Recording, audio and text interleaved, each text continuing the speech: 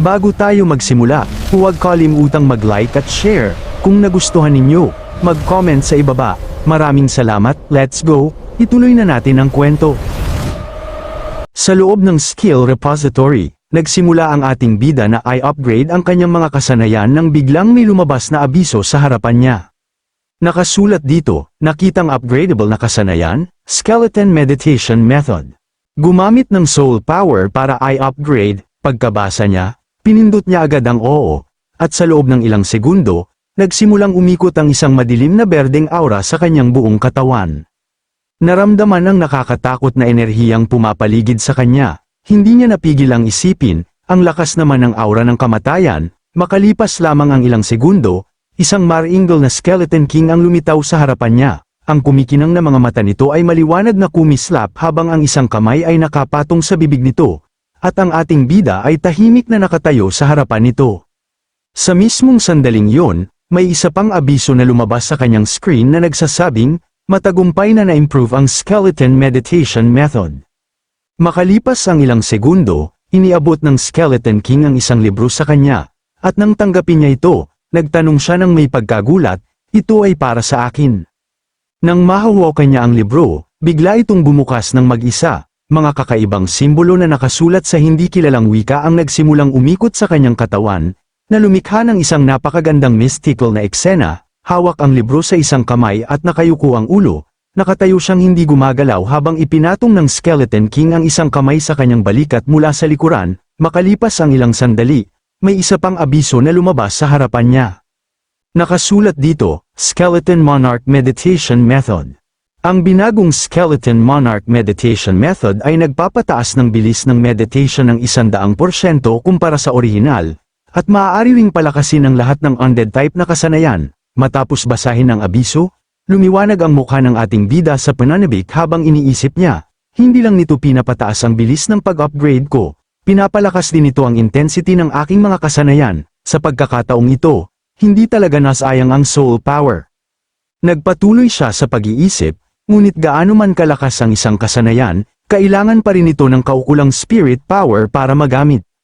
Sa nakaraang laban ko kay Yi Fan, halos maubos ang aking spirit power, buti na lang at marami pa akong contribution points, kaya maaari ko silang ipagpalit sa isang kasanayan na nagpapataas ng spirit power. Agad siyang naglakad patungo sa isa pang bookshelf, pumili ng isa pang libro, at may tiwalang sinabi, ikaw ang pipiliin ko, presence of mind. Nang piliin niya ito, may isa pang abiso na lumabas, gumastos si Fang Shu ng 20 contribution points at matagumpay na naipagpalit ang kasanayan.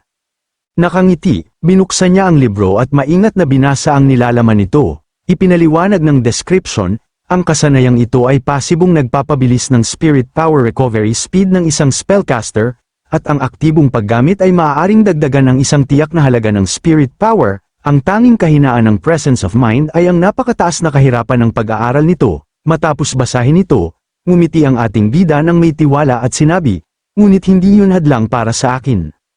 Kasalukuyang may isa pang abiso na lumabas sa harapan niya. Nakitang learnable skill material, gumamit ng 10 puntos ng soul power para mabilis na maabot ang entry stage. Nang hindi man lang nag-isip ng 2 beses, agad na pinili ng ating bida ang oo. Nang kumpirmahin niya ito, sumabog ang maningning na liwanag mula sa libro at nagsimulang umikot sa kanyang katawan. Makalipas ang ilang segundo, may isa pang abiso na lumabas sa screen na nagsasabing, matagumpay ang skill presence of mind entry stage. Matapos ang buong proseso, ngumiti ang ating bida habang ipinipikit ang kanyang kamao at naramdaman ang mga pagbabago sa kanyang katawan. Nasa sabik sa mga resulta, naisip niya, napakaganda. Kitang-kita ang pagbuti ng spirit power recovery speed. Kung haharapin ko ulit si Yi Fan ngayon, sa tingin ko ay kaya ko na lang siyang lunurin sa ilalim ng dagat ng mga kalansay. Tumingin sa paligid ng mga estante, nagpatuloy siya, vine entanglement, swamp spell, earth wall spell, spider web spell, ray of enfeeblement. Dapat kong ipagpalit muna ang mga kasanayang ito at gamitin sila bilang mga sanggunian para i-upgrade ang sarili kong mga kasanayan sa bandang huli. Sa pag-iisip na yon, agad siyang nanguha ng 4 o 5 pang skill books. Sa mismong sandaling yon, may isa pang abiso na lumabas sa harapan niya. Gumastos si Fang Shu ng 60 contribution points at matagumpay na naipagpalit ang mga kasanayan. Matapos basahin ito, tumango siya sa kanyang sarili at naisip, gayunpaman, hindi sapat na magkaroon lang ng mga kasanayan, kailangan din silang ipare sa kagamitan na may katumbas na lakas. Ang isang F-grade lower apprentice ay maaari lamang gumamit ng gray-white grade equipment. Pagkapag-isip niya niyan, may isa pang abiso na lumabas. Gumastos si Fang Shu ng 40 contribution points at matagumpay na naipagpalit ang kagamitan. Sa sumunod na sandali, ang kanyang damit ay agad na nagbago sa isang ganap na bagong set ng kagamitan. Ilang mga abiso ang lumabas ng sunod-sunod, at matapos basahin ang lahat ng ito, ngumiti ang ating bida ng may kasiyahan at sinabi, ang ani sa pagkakataong ito ay tiyak na hindi maliit. Ang skill repository ng Federation ay tunay na pambihira. Kasama niya, may isa sa kanyang mga skeleton clone na lumitaw sa harapan niya. Tinitigan ito ng ilang sandali, bigla niyang naalala ang isang mahalagang bagay at sinabi, muntik ko nang makalimutan, ang skeleton clone ay nangangailangan din ng kaukulang mga kasanayan. Nang hindi nag-aksaya ng panahon, nagsimula siyang kumuha ng mas maraming libro ng sunod-sunod habang binabasa ng malakas ang kanilang mga pamagat. Weapon Mastery, Block, at Battle Cry, ang tatlong kasanayang ito ay dapat na matutunan ng skeleton clone. Nang matapos niyang piliin ang mga ito, may isa pang abiso na lumabas sa harapan niya. Gumastos si Fang Shu ng 30 contribution points at matagumpay na naipagpalit ang mga kasanayan. Tumingin sa isa sa mga natitirang libro, hindi niya napigil ang ngumiti ng mapait habang iniisip, kahit nakahanga-hanga ang skill repository, hindi talaga ito magiliw sa aking contribution points. Ewan ko kung makakahanap pa ako ng isang sparring partner na kasing kumikitang ito. Kasabay nito, lumipat ang eksena, at nakita natin ang ating bida na dumating sa Demon Hunter Research Association. Nang mapansin siya ni Teacher Liu, ngumiti siya at nagtanong, kumusta? May mga bagong kasanayan ka bang natutunan? Nang marinig ang tanong, ngumiti pabalik ang ating bida at may tiwalang sumagot, oo, napakalaki ng ani ko sa pagkakataong ito. Bago pa man siya makapagsalita pa, biglang humakbang si Ye Fan na may galit na ekspresyon at sumigaw, Fang Zhou, hindi ko ito tatanggapin, inumin mo ang potion, hindi ko naunawaan ang iyong mga taktika noong nakaraan. Ngunit sa pagkakataong ito ay tiyak na matatalo kita sa lalong madaling panahon. Nang marinig ang hamon ni Ye Fan, ngumiti lamang ang ating bida at mahinahong sumagot, sigurado ka bang gusto mo akong hamanin ngayon? Kakapa-upgrade ko lang ng aking mga kasanayan, diretso siyang tinitigan ni Ye Fan nang walang anumang pag-aalinlangan at nagpahayag, ako, si Ye Fan, ay hindi nais na manatili sa ilalim ng iba sa buong buhay ko. Sa pagkakataong ito, gagamitin ko ang lahat ng aking lakas upang talunin ka. Nang marinig ang mga determinadong salitang iyon, ngumiti ng pilyo ang ating bida at sumagot, sige, ngunit ito ay bilang dagdag na pagsasanay, kaya kailangan mong bigyan ako ng dagdag na contribution points.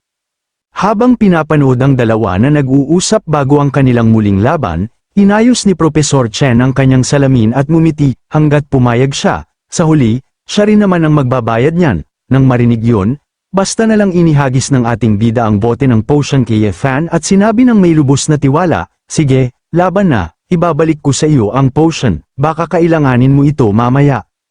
Nasalo ni Ye Fan ang bote ng potion at agad na pinaga niya ang kanyang kasanayan, itinutok ang kanyang sandata kay Fang Zhou, sumigaw siya, ikaw, Fang Zhou, sa sumunod na segundo, sumugod siya ng may malakas na atake, determinadong tapusin ang laban bago pa man makareaksyon si Fang Zhou, gayunpaman, ang ating bida ay hindi kumilos kahit isang pulgada, nakatayo lamang siya ng may kalmadong ekspresyon, na nagpaisip sa lahat kung ano ang kanyang binabalak.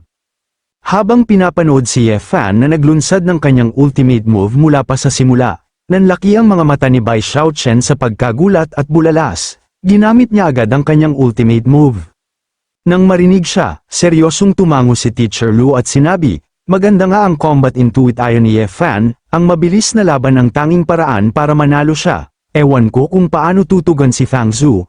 Nakakakuha lang ng mga bagong kasanayan, agad na inilipat ng lahat ang kanilang atensyon kay Fang Zhou, naghihintay na makita ang kanyang susunod na hakbang. Habang mabilis na lumalapit ang atake ni Ye Fan, sa wakas ay pinaga niya ni Fang Zhou ang kanyang kasanayan, isang malaking magic circle ang agad na lumitaw sa ilalim ng kanyang mga paa, at isa-isang dahan-daang nagsimulang umakyat ang mga kalansay mula rito. Nang makita ang pamilyar na eksena, nagmukhang naguguluhan si Bai Zaiwaiken at nagtanong, Tumatawag pa rin ba siya ng kalansay? Agad na umiling si Teacher Lu at mahinahong sumagot, hindi. Makalipas lamang ang ilang segundo, dumami ng husto ang bilang ng mga kalansay. Libu-libong mga kalansay ang patuloy na bumuhos mula sa Magic Circle, pinuno ang larangan ng digmaan sa bawat direksyon. Isang nakakabinging pagsabog ang umalingaungaw sa buong lugar, at nang dahan-daang kumalma ang alikabok, nakatitig si Teacher Lu sa harapan sa lubos na hindi paniniwala bago sinabi, mas malakas pa ang kapangyarihan kaysa dati.